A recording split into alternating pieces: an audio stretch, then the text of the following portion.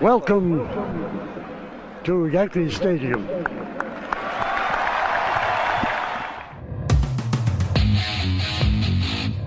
They win the final game 5-2 to remain the baseball champions of the world. The Yankees, with this 9-0 crusher, have won their 17th World Series. The Yankees again are world champions. The Yankees win their 21st World Series. The Yankees are champions of baseball. Ball game over. World Series over. Yankees win. The Yankees win. The Yankees are back on top. World champions for the 27th time.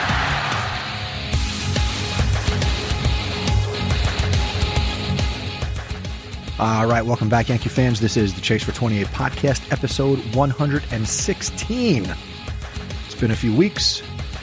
The 2025 season is in the past, and I am live in the studio with the Podcast Padre.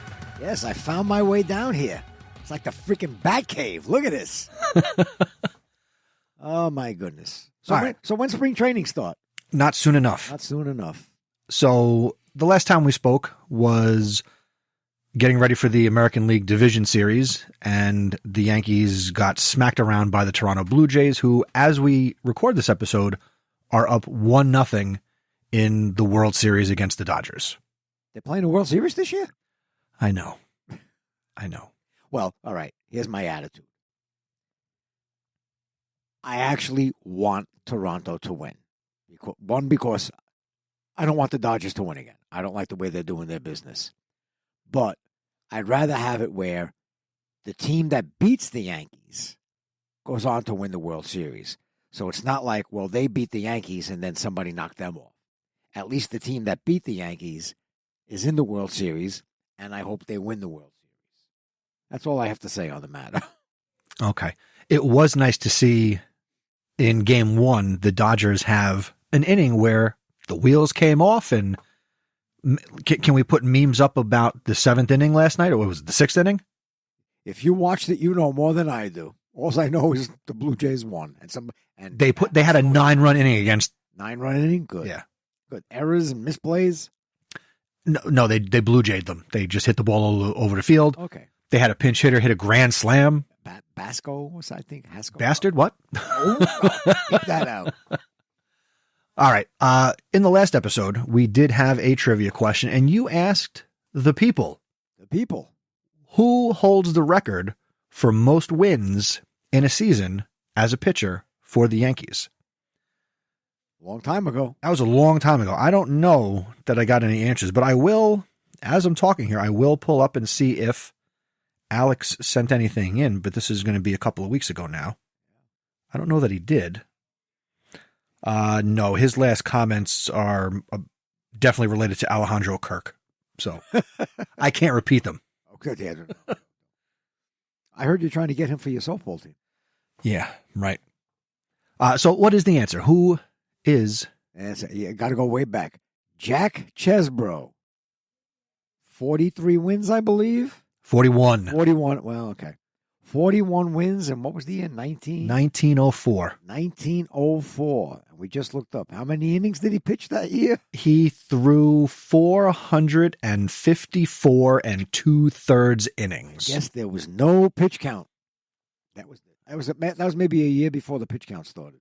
Would you like to know how many? You want his stats that year? Go ahead. Let's go for fun. This is ridiculous. So, by the way, that was for the Highlanders. Yeah, that was before they were the Yankees. Yes. So he was 41-12. 53 this pitched in 55 games, started 51, had an ERA 1.82. The dead ball era. 239 strikeouts. 48 complete games. Six shutouts. And he gave up 338 hits. Jack Chesbro, everybody. What was his lifetime record? You got his lifetime record. He was 198 and 132, career ERA 2.68, 1,265 strikeouts, 690 walks. Career, 2,896 and 2/3 innings pitched in 392 games. Started 332, had 5 career saves. When did he have time to make a save? And his strikeouts per 9 inning was 3.9. Okay, just for the hell of it. Back then, you got his batting statistics? Back His- then, he batted. His battings, let's see. Let's go to batting. In 1904, no, it's not giving me that. No. But he pitched 11 seasons for the Highlanders, Pirates, and Red Sox. He was inducted into the Hall of Fame in 1946.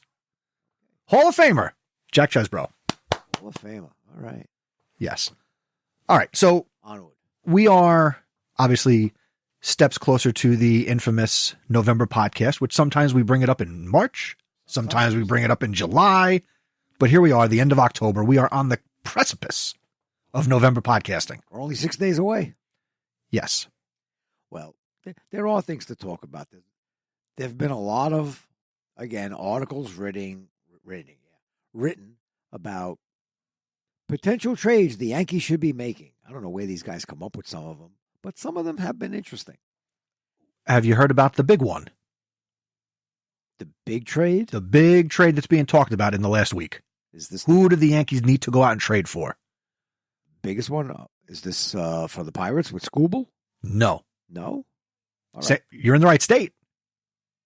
We want somebody from Pennsylvania, and it's not Skubal. So you're making me think now it's the Phillies. Yes.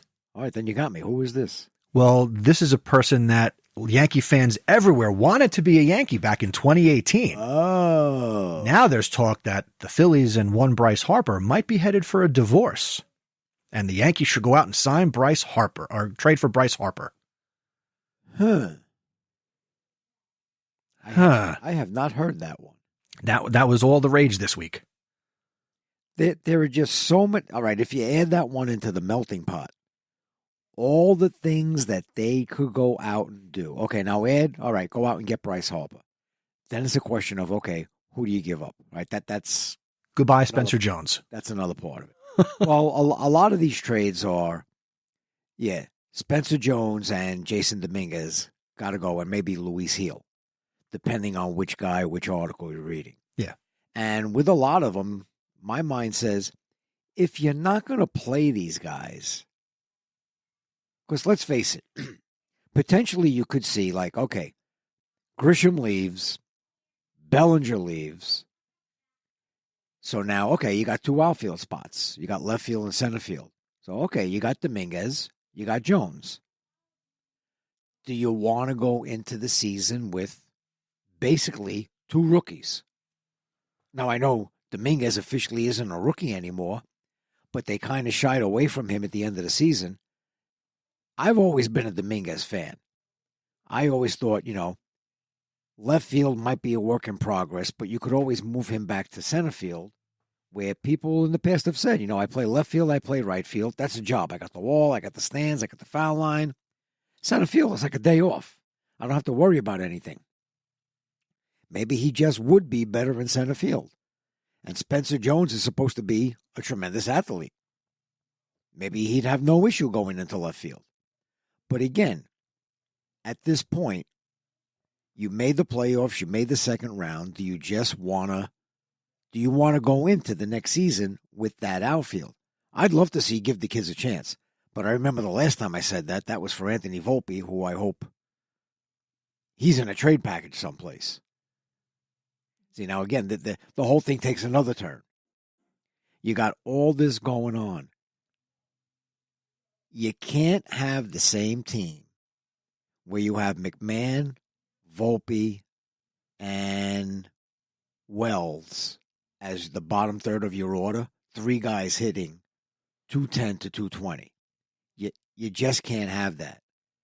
And I don't know what's in the Yankee thinking that makes them think that all of a sudden Volpe is going to come back next year and he's going to recover from his shoulder surgery and all of a sudden he's going to be able to hit. I don't know why they think this is going to happen. Did it happen before he hurt his shoulder this year? He was batting, what they say, before the shoulder got hurt. He was batting, what, 240? Yeah. That's still not good enough. And here's the one thing I don't understand. If his shoulder was hurting, that it affected his throwing, obviously it's going to affect your batting. Why didn't you then say, okay, my shoulder's not right. Let me have a different approach at the plate. Let me just go to make the contact. Hit the ball up the middle, hit the ball the other way. No, from day one to the last day of the season, he was swinging from his heels, trying to hit the ball 400 miles.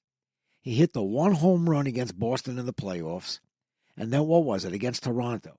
However many at-bats he had, was it all but maybe like 5 or 6 at-bats? He struck out the rest of the at-bats.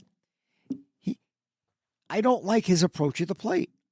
This is not the kid I thought they were getting 3 years ago, coming up from the minor leagues.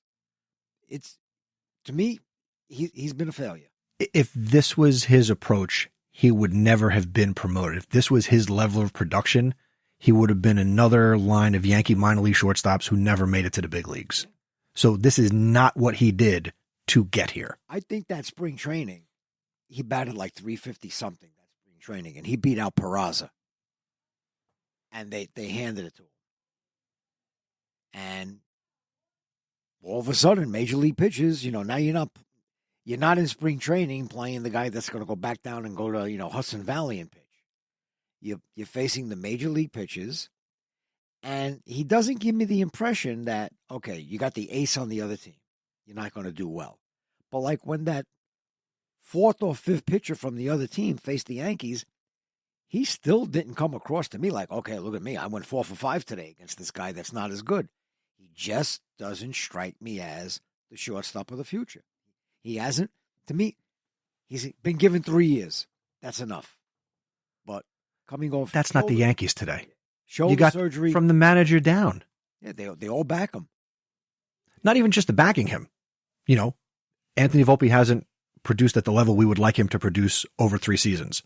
Neither has our manager. True. And again, longest tenured Yankee manager without winning a World Series. Okay. I think Cashman's just got it in his head that Torrey got 10 years, Girardi got 10 years, Boone's getting 10 years. It's just a thing. I don't care how bad you are as a manager. You're getting 10 years. And then I'm going to bring somebody else in. I don't know I think why. this would have been very different if they were not making the playoffs. Oh, yeah. Well, you see, now there's the thing. Yankee fans, be happy. Your team makes the playoffs every year. But that's the problem. Because ownership, as presently constructed, is satisfied with just making the playoffs. Yeah. Now, granted, we live in a world where you can be the third wild card team. You get hot, you can get to the World Series. Exactly.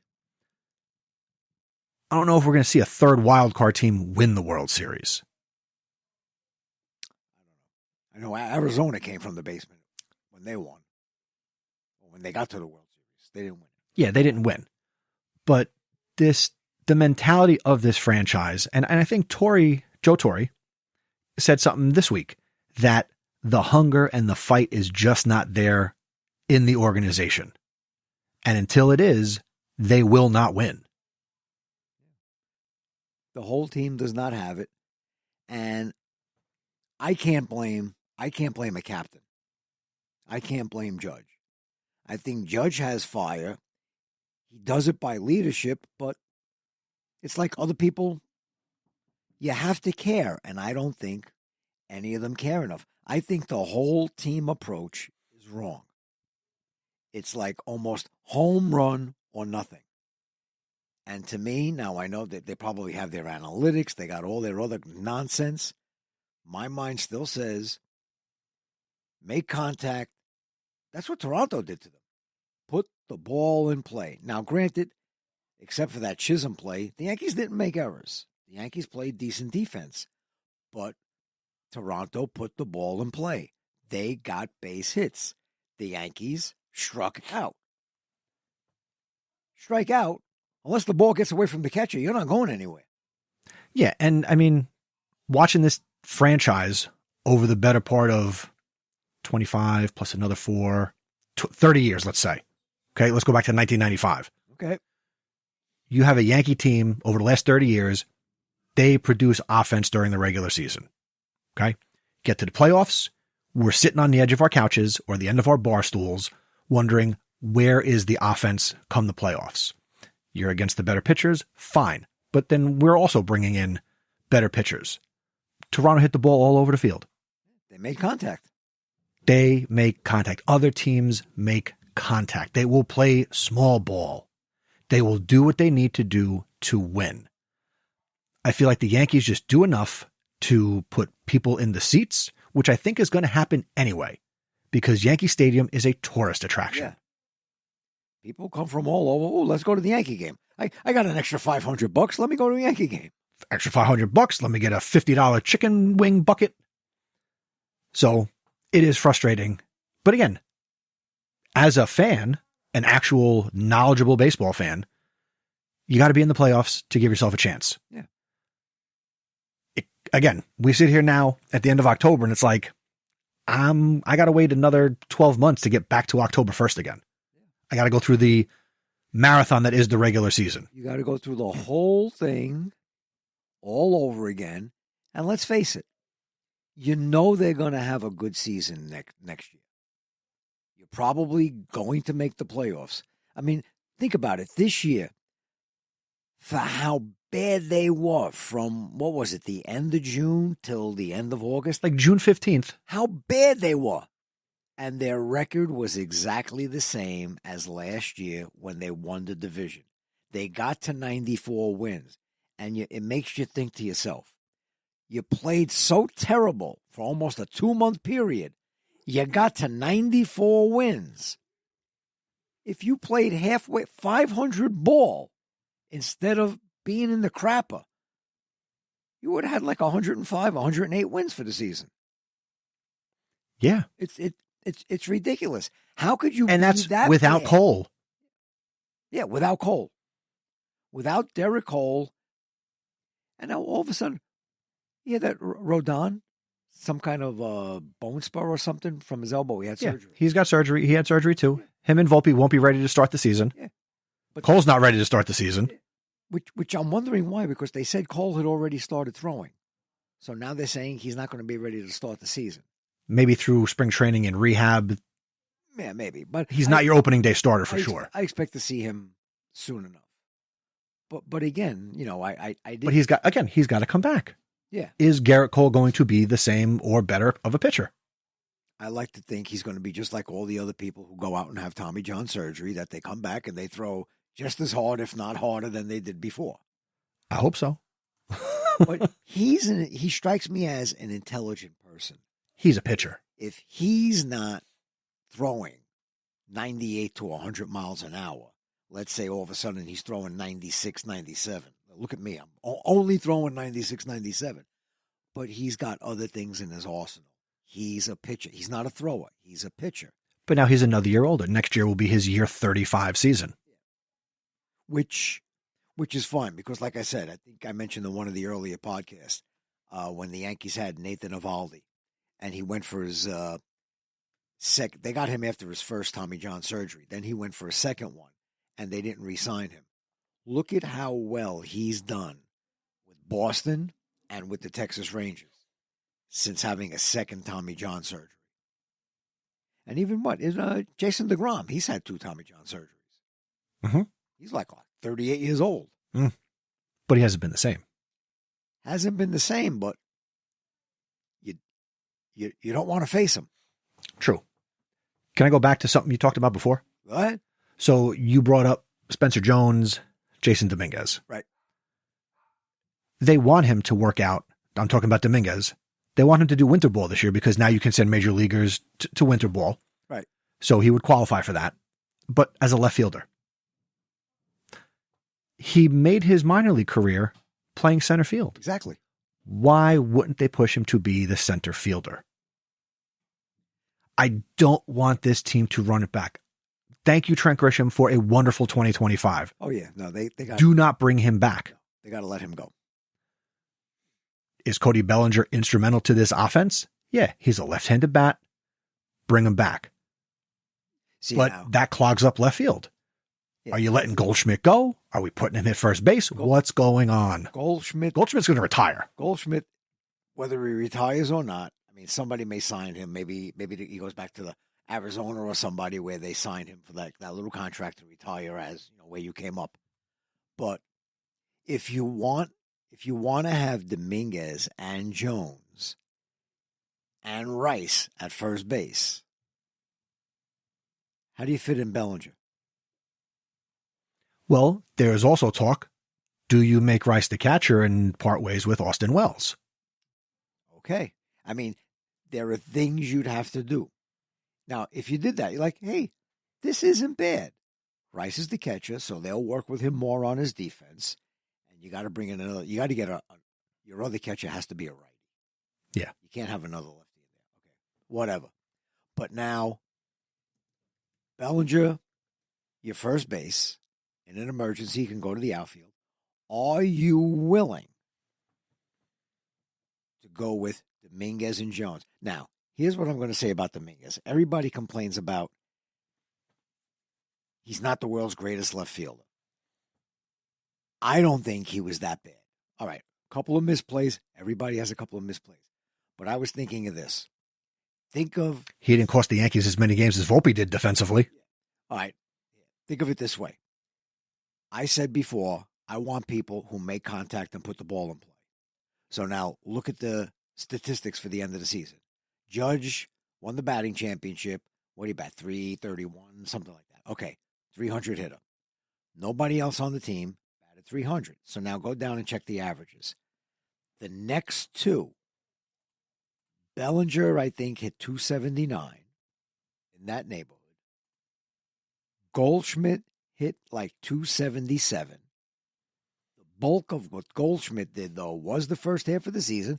But again, end of the season, 275, 276. So there's two guys. You got Judge, 331, and now your next two guys in the high 270s. I think the next highest batting average on that team was Dominguez. I think he ended up 250-something.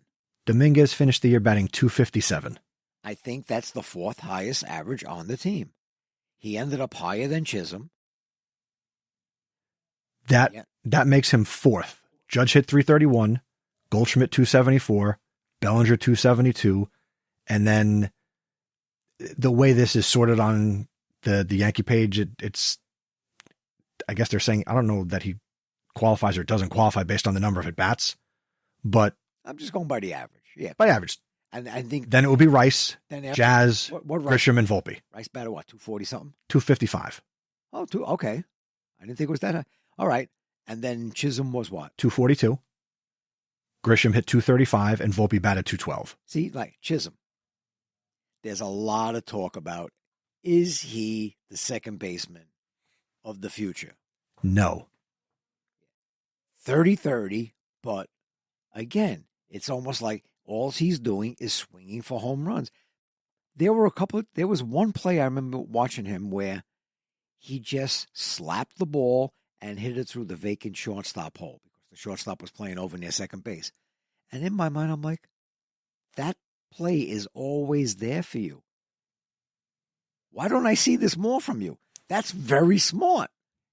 Jazz seems like the kind of guy who, if he hit like that when he wanted to, he could be the leadoff hitter. Yes. A left-handed batter with speed at the top of the lineup, not a lefty with power batting fifth. Yeah, you're not going to hit your 30 home runs, but instead of batting, what was it, 242? I would love to see him sacrifice power for average.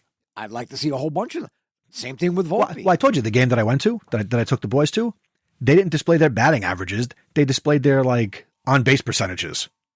Yeah, because Not their batting averages when they put him on the big batting screen. averages are an embarrassment. Yeah. But again, he's not going to be that kind of player. I make more money if next year, I think he's already thinking, gee, I'm going to go to be a 40-40 guy. I want 40 home runs and 40 stolen bases because I was a 30-30 guy this year. How about 40 doubles? How about 40 doubles? Let's do that. He goes for 40-40. His average is going to be 225. Yeah. Let's see. This year he hit 15 doubles. Yeah, and he's fast. He's got speed. Way more than 15 doubles. Yeah. 1 triple. So, couple things. So we mentioned Bryce Harper. Another Philadelphia Philly that is... Woba? No, I do not was want. A free agent, I think. He is. So if the Yankees want him, they could go out and sign him. I don't want Schwarber. Another old aging DH. By the way, I'll take him for Stanton. If you want to trade for Harper, guess who's going to Philadelphia in that deal? Stantoba. Sorry. You want to bring in Bryce Harper? Stanton's got to go back to Philadelphia. He's got to go. Right? Because that's got to be comparable money. They could have him to replace Schwarber. There you go. There you go. The other Philly that's being talked about, go out and sign JT Realmuto to be the catcher. He's 35 or 36, but as maybe sign him to a year. And then Rice can be the backup catcher. So you want to upgrade the catching position. That's the thought there. Wait a minute, but Rice is still your main catcher. No, Rice would be your backup catcher, but maybe get reps at first base. But now here's the thing. If you bring in Bryce Harper is not going to play the outfield. No, he's a first He's base. going to play first base for the Yankees. Okay. So he plays first base. So now are you willing? So Rice can be. Okay, so there's a world here. DH. Sometimes catcher DH, maybe a little spell at first base for Rice. A little spell. But if you were to make that type of big blockbuster trade happen, that could then set you up. And let's be honest, Yankee prospects have not really panned out over the last decade.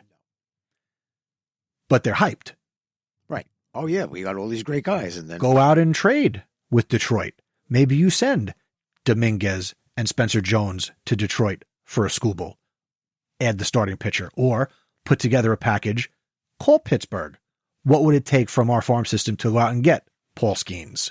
Well, then maybe it's a case of, but then the lineup gets old real fast. I kind of I hadn't heard about the Bryce Harper thing, but I kind of like it. What you just said to make that trade, I like that trade. I don't necessarily know if they're willing to go out and spend the money, even though they got it. Because what was that article that came out? They're number 11 in their spending as per how much they actually bring in. Because they bring in a ton of money, more than all these other teams. But like the percentage that they spend of it, they're only the 11th highest. Something like that. I may have totally screwed that up, but I know they're 11th, something with their salary distribution for the Cuisini and whatnot. I'm looking at something. This is just talking about like committed salaries. It's not. Oh, the Yankees are still paying Aaron Hicks. No, I think he comes. His contract is off the books now. He's off the books. There you go. Yeah, but there's still $16 million to DJ LeMahieu. Yeah, Hicks's $10 million is gone. That brings the total to $69.5 million off the books. Interesting. See, now I think Harper is he might be a year younger than Judge. Judge is going to be 34 in April. Harper is kind of the same age, 33 maybe. Bryce Harper is 33 years old, and he just turned 33. So next year will be his age 33 season. I would take the trade-off between him and Stanton. I think I'll get more out of him in a year. Because like this year, okay, look, Stanton came back, look what he did. But when Stanton is off, Stanton is off. Bryce Harper can still run. Bryce Harper is still an athlete. He can run. So I would take him over Stanton in a minute. And there's a big difference between Bryce Harper being 33 and Stanton's 35. Yeah. Big. Stanton is 35 going on 53. Yes. Then it's just a question. Okay, you're taking a big salary. Then it's just a question like, okay, if you go after Skubal, if you're not bringing back Bellinger, you can't trade away your whole outfield. You can't send Dominguez and Jones. Right. You got to keep one of them. You might be able to trade Heel or Warren. I think Heel is the harder ticket. People would want him over Warren. Yeah. I would think one of them would have to go in a trade because if you're keeping, let's say you trade Spencer Jones, you keep Dominguez, you're not signing Bellinger. I need another outfielder. I either move Dominguez back to center and get a left fielder, or I leave him in left field and I come back with a center fielder. I don't want Grisham back. I'd like Dominguez in center. I think it's easier to go out and get a left fielder. Yeah. I just don't know who they would go. I want somebody who makes contact. That's what I want. All right. Here's another one. We're in the November podcast already. Do you want Bichette? 300 hitter. Will he sign, like, bye-bye Anthony Volpe, Bo Bichette's our shortstop? Not necessarily our shortstop. Go on. Third base? Well, I was also thinking, if you say goodbye to Ryan McMahon, maybe put Jazz back at third without messing with it. Like, you're going to be the third baseman, which I think they ultimately wanted to play third base anyway. How about George Lombard Jr.? Could he win the second base job? Not yet. Why not? I think we're a year away. Maybe not. Maybe not, but I would be shocked if he's in any kind of discussions for being on the team in 26. But if you build the rest of the team around and that's your 1 weak link with the potential for the next breakout young superstar infielder in the league.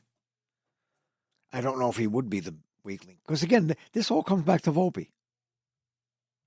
What is Anthony Volpe going to be in 2026? Would you like to know your left field free agents? Go ahead. Kyle Schwarber is an unrestricted free agent. I don't think he knows where his glove is. Fair enough. Michael Conforto.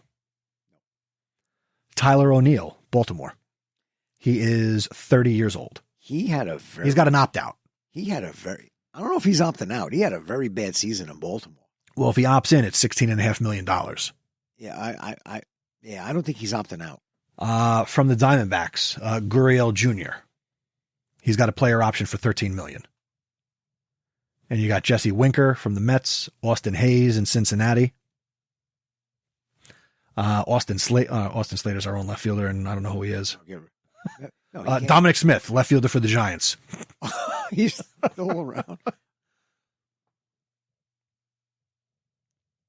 There's nothing out there. There's nothing out there.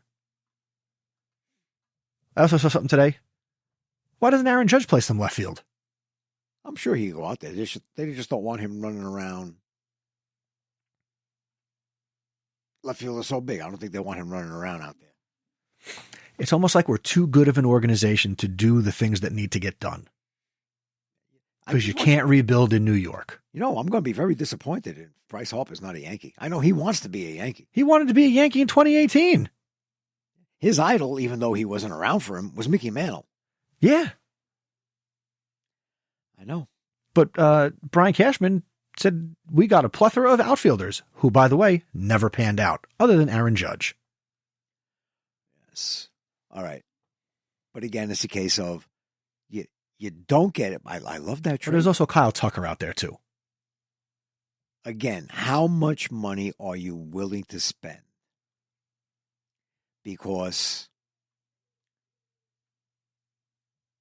just because. I mean, this. And you got the aging guys. Do you want to? Because Kyle Tucker, I believe, is 29. I think he's a year younger than Bellinger. And he was hurt this year. I think he had a broken bone or something in his hand. Yeah, Tucker's 29. They project him to probably get the biggest contract this year. It's just a question of who wants. But if you go after him, You're not bringing Bellinger back. And the difference is Tucker is an outfielder. Bellinger is an outfielder. First base. I think Tucker is a right fielder. Oh, hold on. You got somebody? What do you got? Well, here's a potential 29-year-old second baseman you could bring to the Yankees. This year he had a WAR of 4.4. Gleyber Torres, who's only 29. Bring him back. Hold on. So here are some hot free agents. You interested in Pete Alonso? Hell no. There you go. Josh Naylor, 29 years old. Maybe. These are free agent first baseman. He's 29. Ryan O'Hearn is 32. Luis Ariz is 29. That guy slaps. He's won batting titles. That's the He's on the Padres. He was on the Marlins forever. And here, I know he plays first base. Wasn't he originally a second baseman? Yes. And now he plays first base. Yep. He only batted 290 something this year because he won batting titles 3 years in a row with three different. My question: why was he on 3 teams in 3 different years? Because if you could trade for somebody who hits for average, it's worth it. I don't know. Let's see. What did he hit this year? 290 something. I think. This year he batted 292. And let's go back. 292, 318, 299, 314, 354, 356. And that was winning batting titles in Minnesota and Miami. And he's a left-handed batter. He is a lefty batter. And he's 28. Isn't our old friend, what's his name? The pitcher we had, and then we Michael King is also a free agent. I wouldn't be opposed to maybe looking at Michael King. Second baseman, you got Gleyber Torres, Brandon Lau, Ozzy Albies, but they got a club option. Ahmed Rosario, well, he's already with us. No, but he's a free agent. Yeah. Kevin Biggio, 31. He's fallen from grace. Yeah. Here's your free agent shortstops. I'm not going to talk about Miguel Rojas. He's 37. Bo Bichette, 28. Trevor Story, he can opt out with the Red Sox. He probably will opt out. IKF is 31. The only one on this list would be Bo Bichette to go out and sign. Third baseman, Alex Bregman can opt out of his contract with Boston. He probably will. Eugenio Suarez is 34. Max Muncy is 35. Kike Hernandez is 30. These are all old guys. Oh, John Birdie, he's 36. Who do you play for this year? I don't know. Who cares? Not us. Oh. Left fielders. Oh, we talked about that. Center field, Bellinger is 30. Grisham is 29. There's no free agent I want to bring in to play center field. Your right fielders, Kyle Tucker, Mike Yastrzemski, but he's 35. Starling Marte is 37. Lane Thomas is 30. No. We don't need DHs. The thing is, there's really nobody down on the farm either. Nah. Starting pitchers that are free agents. Chris Sale is 37. Dylan Cease, Framber Valdez. Zale is a free agent? Sale is a free agent. Jack Flaherty is 30. He can opt out. Michael King has a mutual option, so he can, I guess that has to work.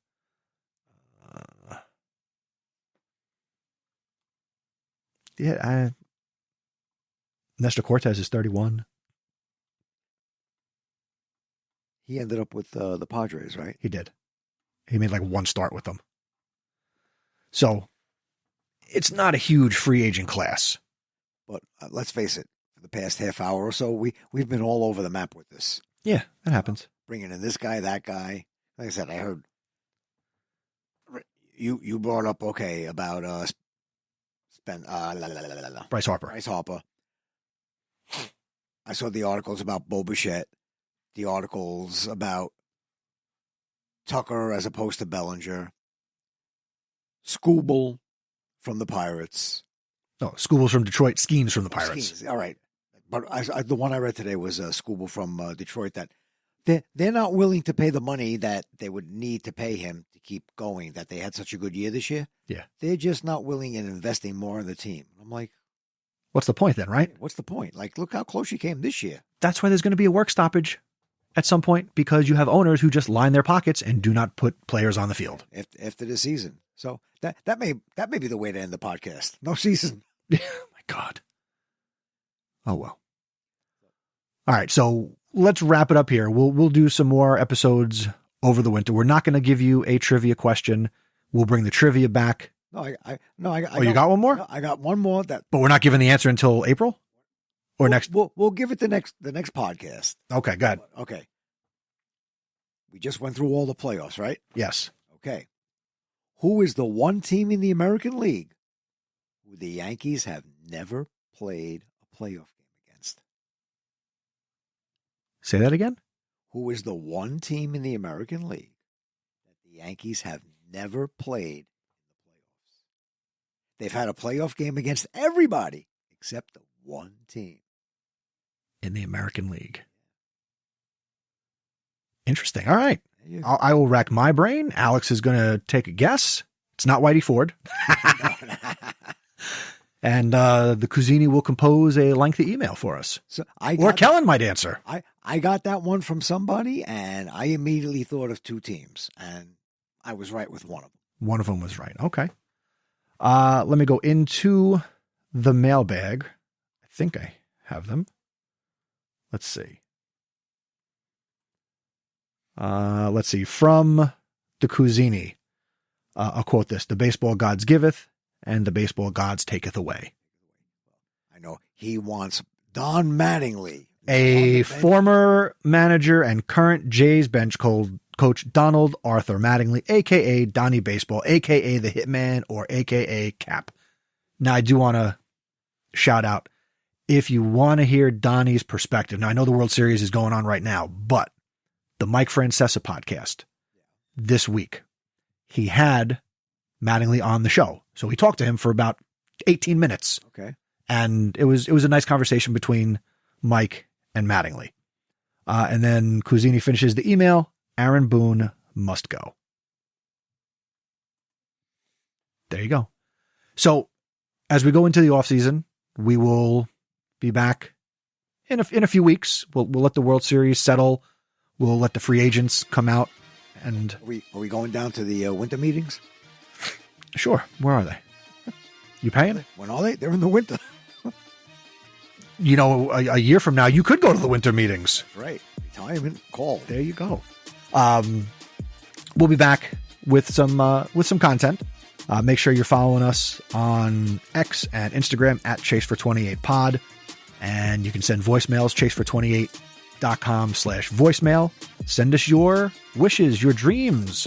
Since we were all over the map in this podcast, send your thoughts. Yes, send your thoughts.